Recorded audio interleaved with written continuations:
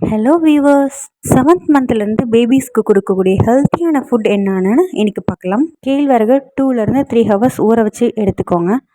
அது கூடவே ஒரு பாதாம், ஒரு முந்திரி, இதையும் 3 ஹவர்ஸ் ஊற வச்சு எடுத்துக்கோங்க. தென் ஸ்கின்னை ரிமூவ் பண்ணிவிட்டு கொஞ்சமாக தண்ணி சேர்த்து மிக்ஸி ஜாரில் அரைச்சி எடுத்துக்கோங்க. இது பால் எடுத்து செய்கிறதுனால ஒரு 2லேருந்து 3 டைம்ஸ் இதே மாதிரி செய்கிற மாதிரி இருக்கும். நான் இப்போது 3 டைம்ஸ் செஞ்சு பால் தனியாக எடுத்துட்டேன்.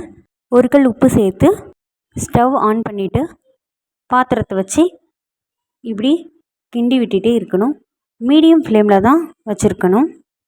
இது பால் தன்மையிலேருந்து நல்லா இப்படி கெட்டியாக கஞ்சி அளவுக்கு வர வரைக்கும் நம்ம இப்படி கிண்டி விட்டுட்டே இருக்கணும். அவ்வளோதான், பேபிஸ்க்கு ஹெல்த்தியான ரெசிபி ரெடி ஆகிடுச்சு. இது மார்னிங் ஆர் ஆஃப்டர்நூன் எப்போனாலும் உங்கள் பேபிஸ்க்கு கொடுக்கலாம். உங்களுக்கு இந்த வீடியோ பிடிச்சிருந்துன்னா சப்ஸ்கிரைப் பண்ணுங்கள். பாய்.